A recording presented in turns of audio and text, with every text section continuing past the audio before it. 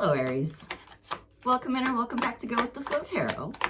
This is going to be a reading for the month of February. I'm going to be checking into the beginning, the middle, and the end. I'll pull some cards to clarify, and then I will close out an oracle with an oracle card rather.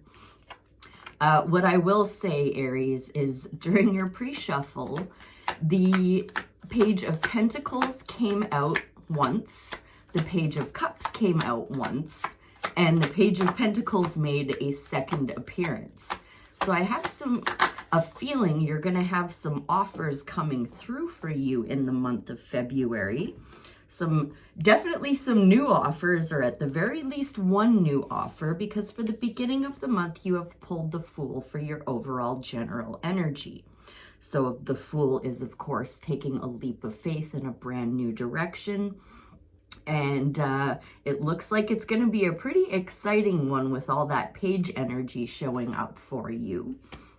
In your present energy is, in the middle of February, you're going to be strategizing, it looks like, with the Five of Swords coming out. So while the Five of Swords can sometimes be learning how to win, more often than not, it is learning how to lose and learning when to walk away. So we will clarify more further to find out in just a minute. In your upcoming energies, at the end of the month, I'm so used to doing past, present, future as my pull, but this is the beginning, the middle, and the end of the month. So for the end of February, you are looking at your finances, your resources, your stability, with that Queen of Pentacles coming out for you for the end of the month. So let's start clarifying to see what this is all about for you, Aries. We'll start off with the Fool in the beginning of the month. For the Aries Collective, please, for the month of February, what would you like to share with me, Spirit, about that Fool card? Be it advice, be it a heads up, be it something to get excited about. What more would you like to say about that Fool card? Thank you ever so much. Seeing that Five of Swords again on the split, this time with the King of Cups, but what came out is the High Priestess alongside the Two of Cups. So maybe you are using your intuition to take a leap of faith in a brand new direction with a divine counterpart. The Two of Cups does often represent a divine counterpart, but it can also just be you consulting a side of yourself that you don't often consult with. So interestingly, with these three cards coming together, that is actually the Fool and the High Priestess on the Two of Cups there.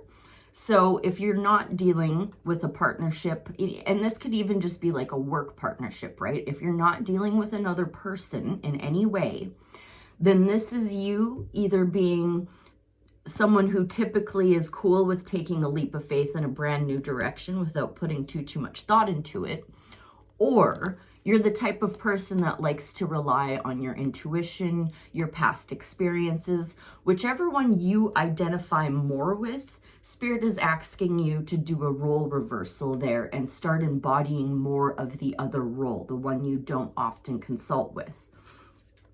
So that looks pretty good there. I think I'm going to leave that alone, at least just for the time being, because I am a little bit concerned about that Five of Swords in the middle of the month. So tell me more about that Five of Swords in the middle of February for the Aries Collective, please, Spirit. For their greatest good, their highest timeline, their highest purpose. Thank you ever so much. There's that King of Cups again on the split, this time with the Four of Wands. But what has come out is the King of Wands. So maybe you're strategizing with a Leo. Maybe that divine counterpart is a Leo, or just somebody with fire heavily in their chart, Sagittarius and Aries as well. Now, if you are dealing with another person, this is going to be someone who is very sexy, very charming, very charismatic, and they have a ton of foresight. If this is referring to you, then that is you embodying that energy. I don't know who I'm reading for. You'll have to use your discernment and take it how it resonates. I would like more information, though, please, on that King of Wands and Five of Swords in the middle of February for the Aries Collective, please. Thank you ever so much. some kind of transformation coming in that's going to have you expanding something, be it literally physically moving away. You have the Death card and the Ace of Swords on the split. So some kind of ship is coming in to take you on a brand new direction, in a brand new direction, on a brand new adventure. So maybe you do need to learn how to walk away from a fire sign, or you need to learn, it could possibly be learning how to win as well. You let me know in the comments below, Aries. I'm going to do one more pull, please. This time I'll specifically say I'd like some advice on that Five of Swords, and then also the King of Wands and Three of Wands, but mostly that Five of Swords in the middle of February for the Aries collective, please, and thank you, Spirit. Thank you ever so much. Clarified by the Two of Wands. So this is Spirit asking you to take the initiative on something. You have built something in the past and it didn't really turn out quite the way you wanted it to turn out. So now you're looking out into the future, into different places, to see where you can try and go out and rebuild that same thing all over again, and this time making it the way you want to make it.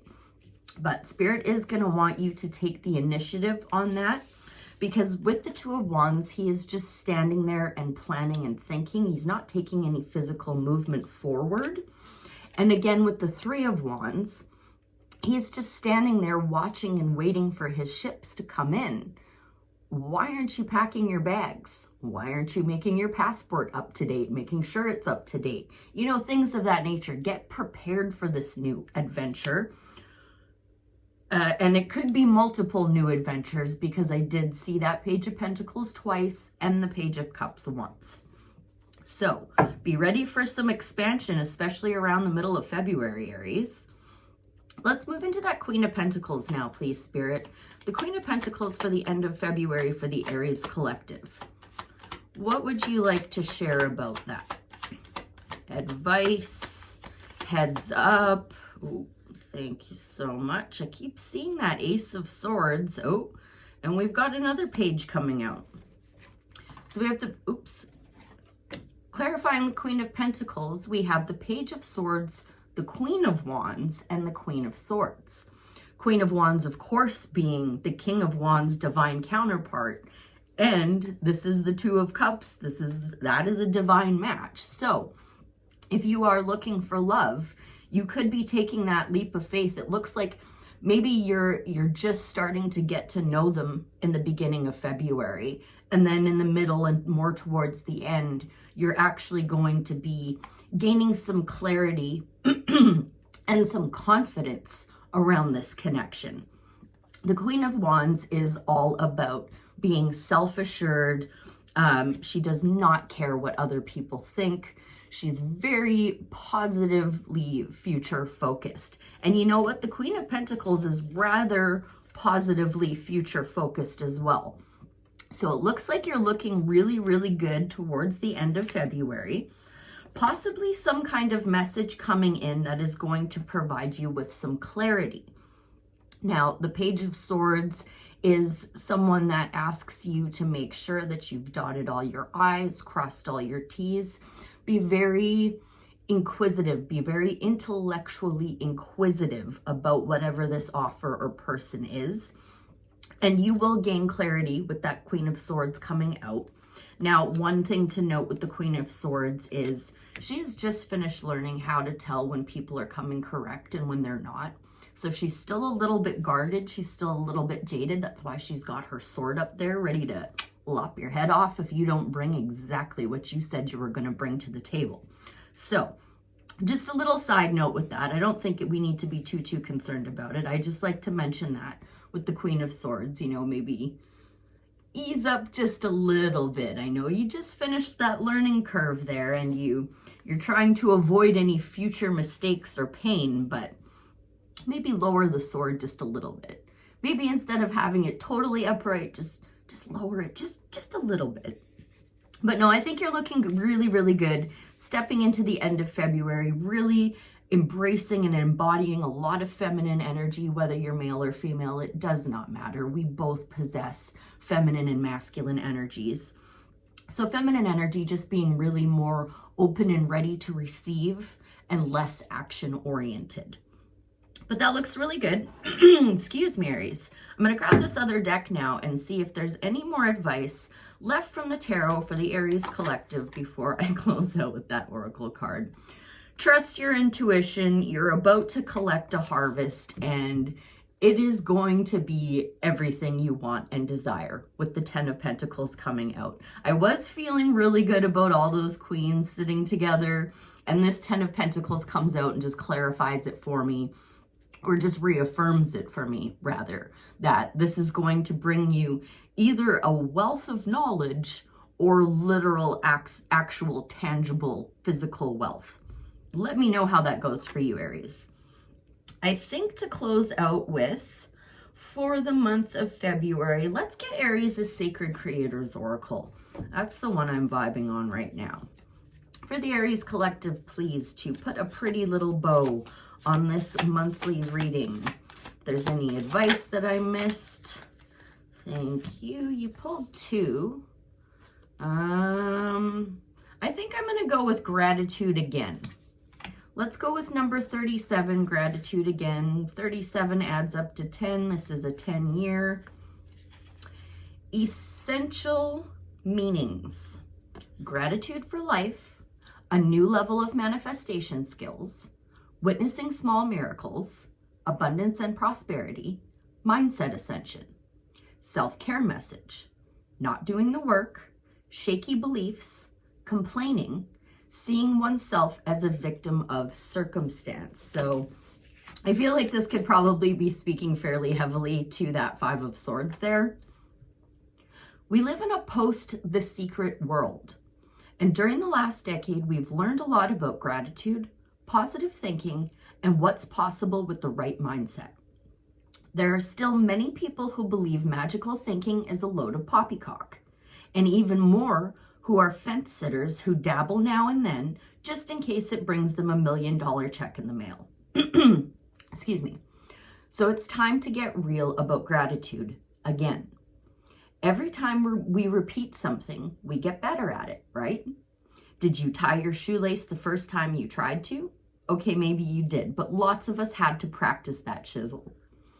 Gratitude is your secret mindset shifter, and engaging in a thankful perspective long-term will shift how wonderfully rich your life is. Like sacred geometry spiraling from the center of a plant, gratitude grows in strength exponentially each and every time it spirals. Learning to live in a state of being grateful is part of your sacred story. Let go of any lackluster attempts you've experienced and call abundance into your life. This is a part of your medicine. How can you be more appreciative of the money you make and the support that shows up in your life and the love that you have already experienced? When was the last time you kept a gratitude journal? How have you grown and learned since? And what new awakenings will change how you do gratitude the next time? Gratitude, again, my dear Aries, is going to bring you to that 10 of Pentacles, that everything you want and desire, or potentially a gift from an unlikely source. I hope that was helpful. I thank you ever so much for being here, and I'll see you again real soon. Bye for now.